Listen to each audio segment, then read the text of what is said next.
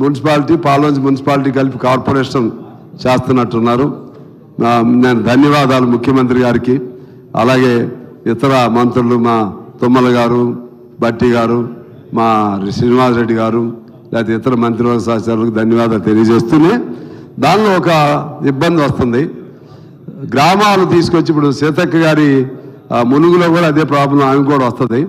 ఎందుకంటే గ్రామాలు తీసుకొచ్చి మున్సిపాలిటీలో కలుపుతున్నారు. సహజంగా కలపకపోతే మున్సిపాలిటీ అవ్వదు, లేదా మున్సిపల్ కార్పొరేషన్ అవ్వదు. వాళ్ళకి అక్కడ రైతాంగం మీది కూడానా తండాలు అయితే వాళ్ళు వ్యవసాయ భూములు ఉన్నాయి అధ్యక్ష. ఇప్పుడు వరకు దాని మీద ఏదో ఉపాధి హామీ పేరుతో ఎంతో కొంత వస్తుంది.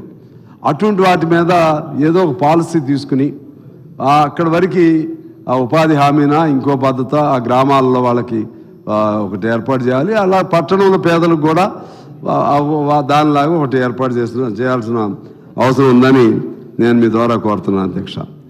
ఇక ఇంకొక అంశం పట్టణానికి సంబంధించి చెప్పి నేను క్లోజ్ చేస్తాను. ఈ అంశానికి సంబంధించి ముఖ్యంగా దీని ఫండ్ మున్సిపాలిటీలకి ఫండ్ అనేది లేదు అధ్యక్ష. గతంలో వాళ్ళ ఫండును వాళ్ళు ఉపయోగించుకునేవాళ్ళు.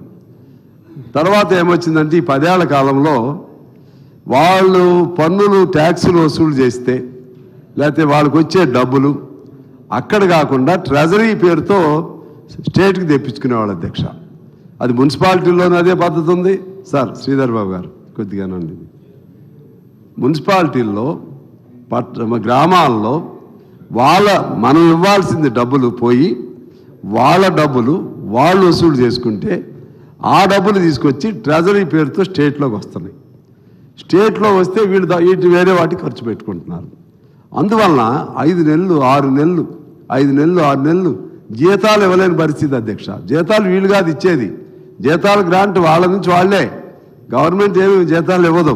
పూర్వం ఇచ్చేవాళ్ళు, పూర్వం లైట్లకి ఇచ్చేవాళ్ళు. ఇప్పుడు అది కూడా లేదు. టోటల్గా మనకేంటంటే చట్టంలో పేరుంది, దాన్ని అడ్డం పెట్టుకున్నారు. మన స్థానిక ప్రభుత్వాలు, మున్సిపాలిటీలు అంటే స్థానిక ప్రభుత్వం, పంచాయతీలు అంటే స్థానిక ప్రభుత్వాలు. మరి ఆ ప్రభుత్వాల సొమ్ములు మనం తీసుకొచ్చి మనం వాడుకుంటూ తిరిగి వాళ్ళకి ఇవ్వకపోవటం చాలా అన్యాయం అధ్యక్ష. అందువల్లనే 5 నెలలు 6 నెలలు కూడా జీతాలు ఇవ్వలేని పరిస్థితి వస్తుంది. అందువల్ల డైరెక్ట్గా వాళ్ళు వసూలు చేసే పన్నులు వాళ్ళకే ఉండాలి, వాళ్ళ దగ్గర ఉన్న వాళ్ళ ద్వారానే ఉండాలి. లేకపోతే బలు పెట్టడానికి కూడా డబ్బులు లేవు అధ్యక్ష. అదే మందని కాదు, అక్కడి నుంచి వచ్చేదే. నేనేది నీకు 10 ఏళ్ల నుంచి జరుగుతుందమ్మా. ఇప్పుడు అనేది నేను ఆ ప్రభుత్వం ఈ ప్రభుత్వం అనేది కాదు. ఆ సిస్టమ్ మార్చాలని నేను అడుగుతున్నా. మనం అదనంగా ఇవ్వలేకపోతున్నాం. వాళ్ళు తెచ్చుకోవాలి, వాళ్ళని వాడుకోవాలి కదా. అది అందువలన రెండు ఇటు అదేవిధంగా మనం కూడా ఒకటి చెప్పాను నేను, కొద్దిగా ఎక్కువ జీతాలు ఇచ్చేవాళ్ళు, కొద్దిగా ఫైనాన్షియల్ వైబిలిటీ ఉన్న చోట అంత ఇవ్వడానికి వీల్లేదు, అందరు కూడా సమంగా ఉండాలని తగ్గించారు. అది సరిచేయమని చాలాసార్లు చెప్పాను. ఆ విధంగా అటువంటి కొద్దిగా జాగ్రత్త చేసి ఉండాలని చెప్పి నేను మీ ద్వారా కోరుతున్నాను అధ్యక్ష. అదేవిధంగా ఇక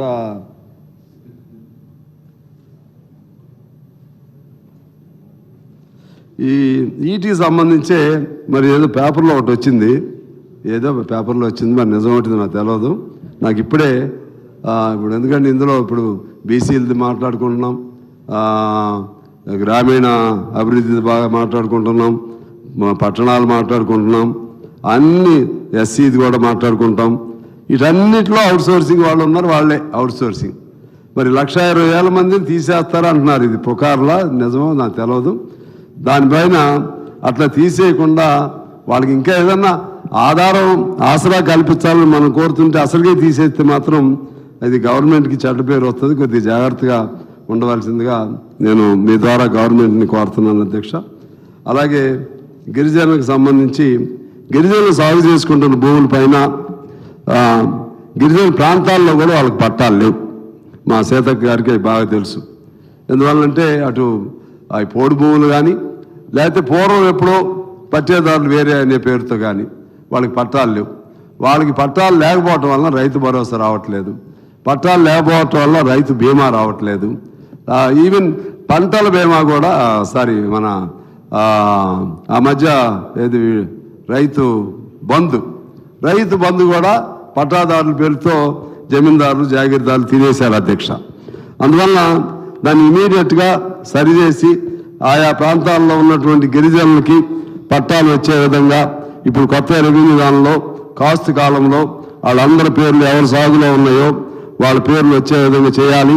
మా దగ్గర కూడా అంబసత్రం లాంటి చోట ట్రైబల్ వ్యవసాయం చేసుకుంటుంటే వాళ్ళకి ఏ హక్కు లేకుండా ఉంది, 100 ఏళ్ళ నుంచి చేసుకుంటున్నారు. ఒక దేవాలయ భూములు అనే పేరుతో అటువంటి అంటే మధ్యలో నేను పోయినసారి ఎమ్మెల్యే ఉన్నప్పుడు వాళ్ళందరికీ బ్యాంకు రుణాలన్నీ ఇప్పించగలిగాం, మళ్ళీ రద్దు చేశారు.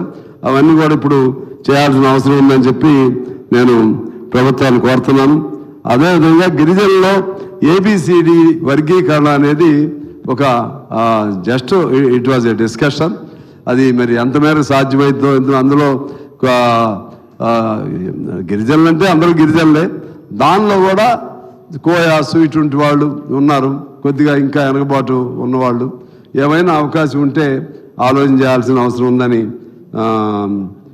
అడగమన్నారు, అడుగుతున్నాను. అదేవిధంగా ఇంకా గిరిజనులకు సంబంధించినటువంటి ఇతర అనేక అంశాలు ఉన్నాయి. మీకు టైం లేకపోవటం వలన మా వాళ్ళే తొందరపడుతున్నారు వీళ్ళు, అందుకే మీ 0 అవర్ పోద్దని మీకోసమే క్విక్గా ముగిస్తున్నాను. అదేవిధంగా గ్రామీణ అభివృద్ధికి సంబంధించి కూడా ఇంతకుముందే నేను ప్రస్తావన చేసినట్లుగా ఈ గ్రామీణ అభివృద్ధిలో పెన్షన్లు అనేది మాత్రం ఒక్కటి అధ్యక్ష. ఈ పెన్షన్లు ఇప్పుడు ఇందులో మనకు ఉన్నటువంటిది ఏంటంటే వృద్ధాప్య పెన్షన్లు ఉన్నాయి, సీత గారు వృద్ధాప్య పెన్షన్లు ఉన్నాయి, లేకపోతే వికలాంగుల పెన్షన్లు నాకు తెలిసి. జబ్బులకు పెన్షన్ లేవు, జబ్బుకి క్యాన్సర్ వస్తుంది పెన్షన్ లేదు, కిడ్నీలు పోతాయి పెన్షన్ లేదు, వాళ్ళు పూర్తిగా అశక్తులు, పూర్తిగా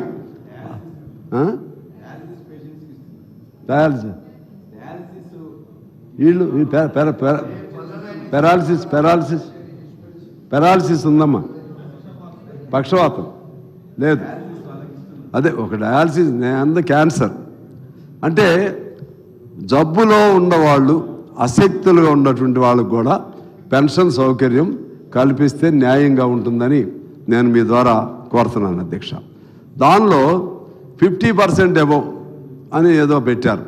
అంటే 50 అంటే మేమేమనుకున్నాం, 2 కళ్ళు ఉంటే ఒక కన్ను పోతే వస్తుంది కదా అనుకుంటాం, ఒక కన్ను పోతే 50% పోయినట్టు కాదంట. అందుకని వాళ్ళకి అసలు రాదు, అంటే ఏదో దొంగదారిని తెచ్చుకునే వాళ్ళు ఉంటారు. అందుకే నేను అనేది ఏంటంటే ఎంత అంగవైకల్య శాతం ఉంటే అంత మేరకు పెన్షన్ సౌకర్యం కల్పిస్తే బాగుంటుందని.